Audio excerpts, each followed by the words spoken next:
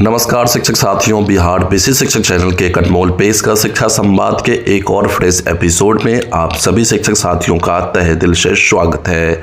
साथियों, सबसे पहले टीचर ऑफ द डे बनने के लिए Shailesh Kumar Chauhan ji from Jaunpur and Prakash Kumar ji from Gaya ji को मेनी कॉन्ग्रेचुलेशंस। अगर आप भी बनना चाहते हैं टीचर ऑफ द डे तो इस वीडियो को शेयर करके अपने नाम और पता के साथ एक प्यारा सा कमेंट जरूर करिएगा।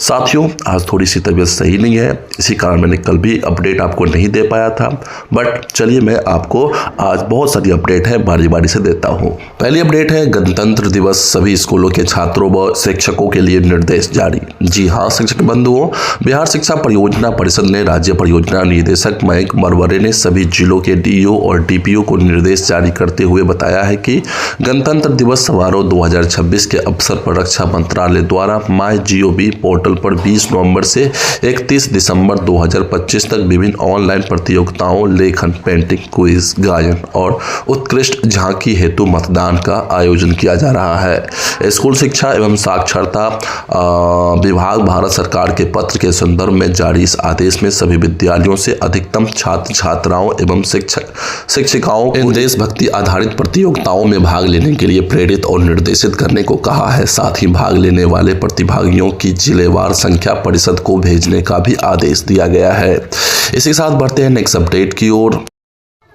तो SCERT प्रशिक्षण में शिक्षक की मौत के बाद पीटी योगा का समय बदला। जी हां शिक्षक बंधुओं, पटना जिले के वलीपुर निवासी एवं मध्य विद्यालय खरमा दुल्हिन बाजार में पदस्थापित शिक्षक अंबोज कुमार, जो कि 8 से लेकर 12 दिसंबर 2025 तक 5 दिवसीय आवासीय प्रशिक्षण में शामिल थे।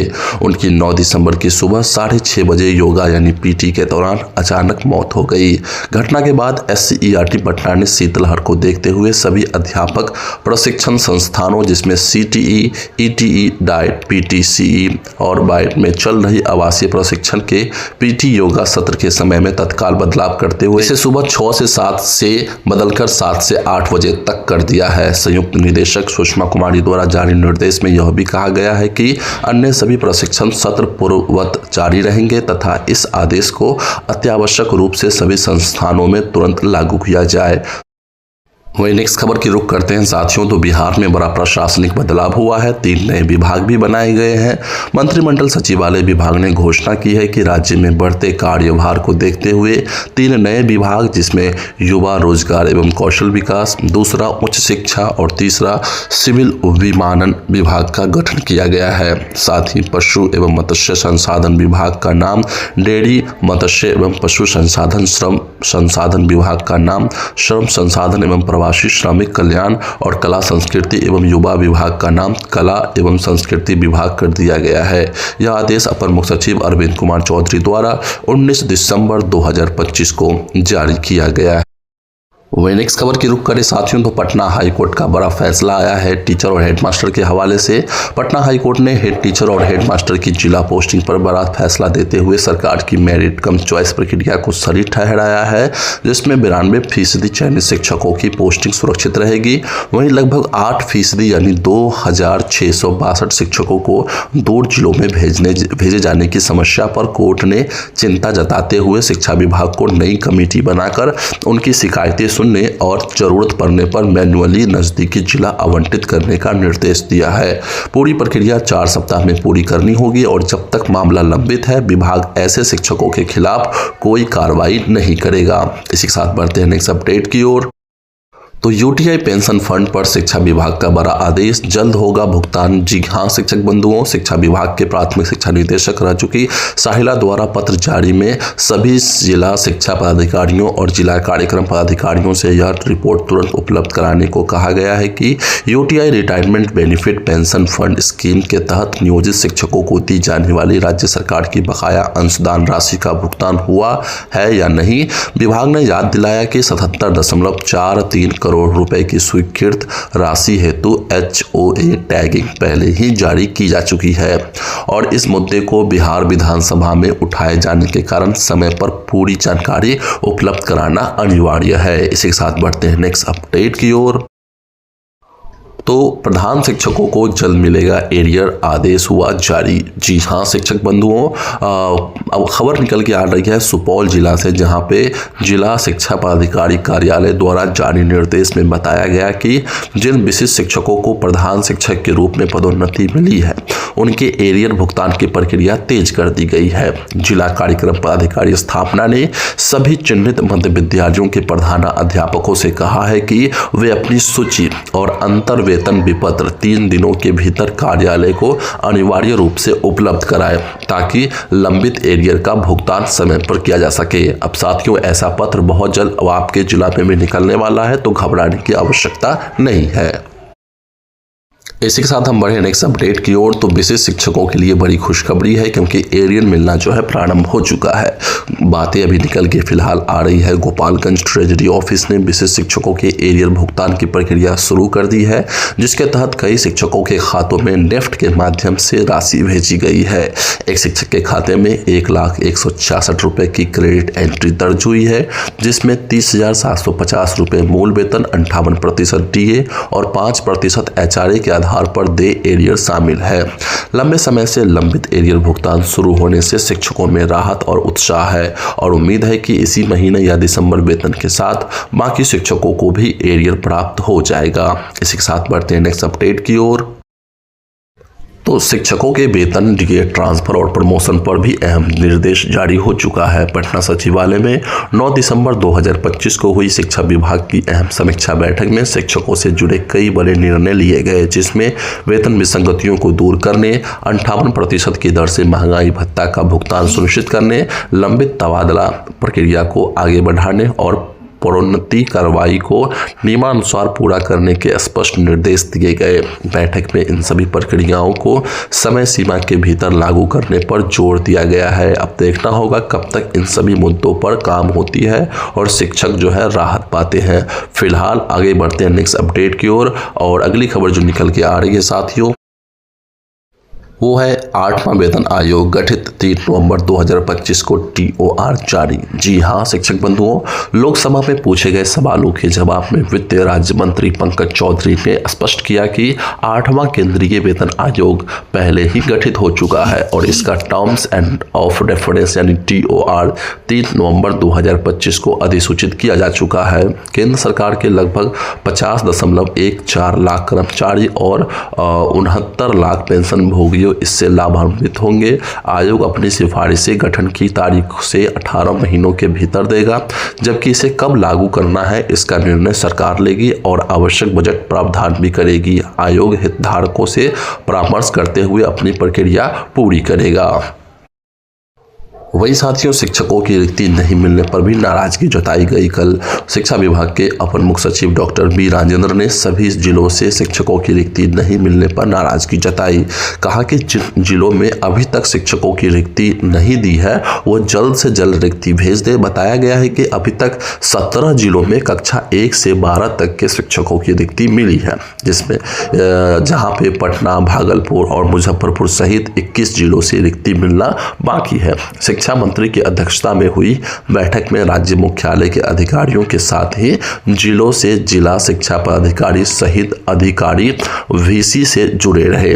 अब देखते हैं कब तक TRE 4 के लिए रिक्तियां भेजी जाती है। हम बढ़ते हैं नेक्स्ट अपडेट की ओर। अगली खबर निकल के आ रही है, दाखिले से पूर्व ऐप पर स्कूल की पूरी जानकारी ले सकेंगे। जी हाँ शिक्षक बंधुओं, अभिभावक बच्चों का दाखिला लेने से पहले अब किसी भी सरकारी या निजी स्कूल की पूरी जानकारी अपने मोबाइल पर देख सकेंगे।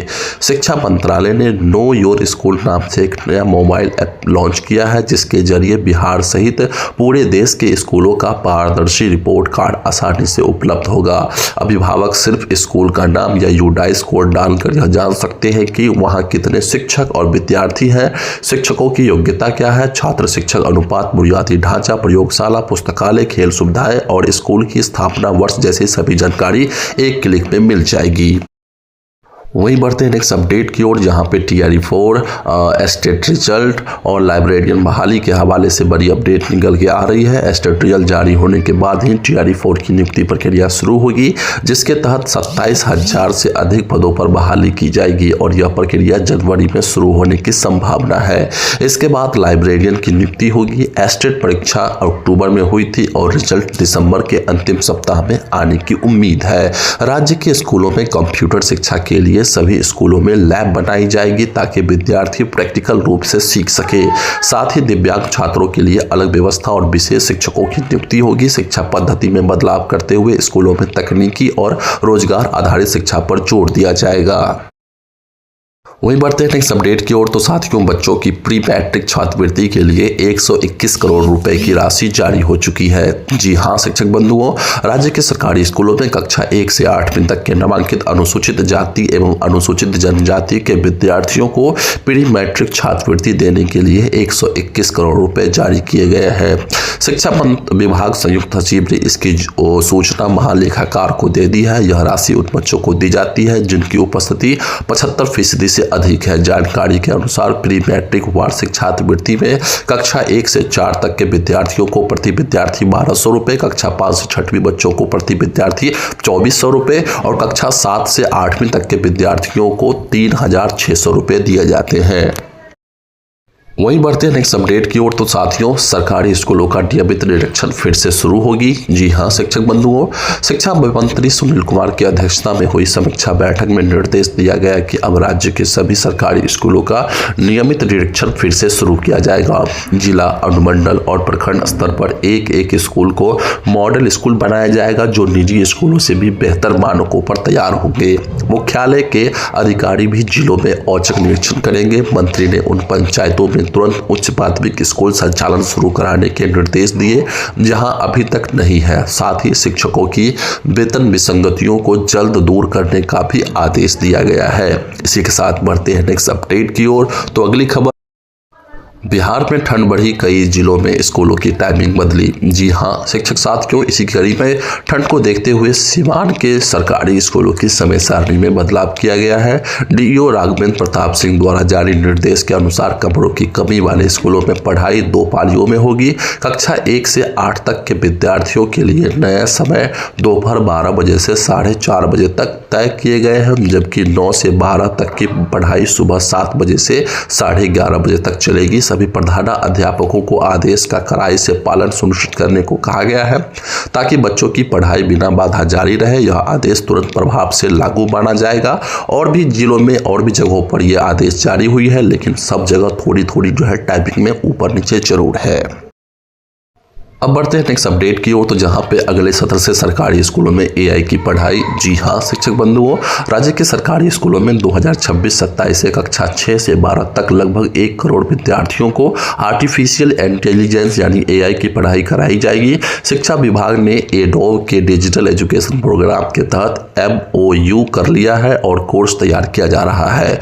कुछ चुने हुए स्कूलों में चालू सत्र से ही AI की शुरुआत की योजना है। छात्रों को मशीन लर्निंग, डेटा एनालिसिस और AI आधारित टूल्स के माध्यम से इंटरैक्टिव लर्निंग का अनुभव मिलेगा। गणित, विज्ञान और अंग्रेजी जैसे विषयों को विजुअल और वॉइस प्लेटफॉर्म से पढ़ाया जाएगा। एजेंसी स्कूलों को आवश्यक उपकरण व प्रशिक्षण उपलब्ध कराएगी और शिक्षकों को भी बेसिक प्रशिक्षण दिया जाएगा, जिससे छात्रों का तकनीकी ज्ञान बढ़े और भविष्य में रोजगार के अवसरों में मदद मिले। इसी के साथ बढ़ते हैं आज की अंतिम खबर की ओर, और अगली खबर और अंतिम खबर है पंचम अष्टम वेतनमान कर्मियों का 5% DA बढ़ा। जी हां शिक्षक बंधुओं, बहुत सारे ग्रुप्स में मैं कल से देख पा रहा हूं कि 5% DA बढ़ा बोल के शिक्षकों को दिग्भ्रमित कर रहे हैं। लेकिन साथियों, मैं आपको बताना चाहूंगा कि राज्य मंत्री परिषद ने पंचम वेतनमान वाले कर्मियों व पेंशन भोगियों के महंगाई भत्ते में 5% और षष्टम वेतनमान वालों के लिए 8% वृद्धि की मंजूरी दी है,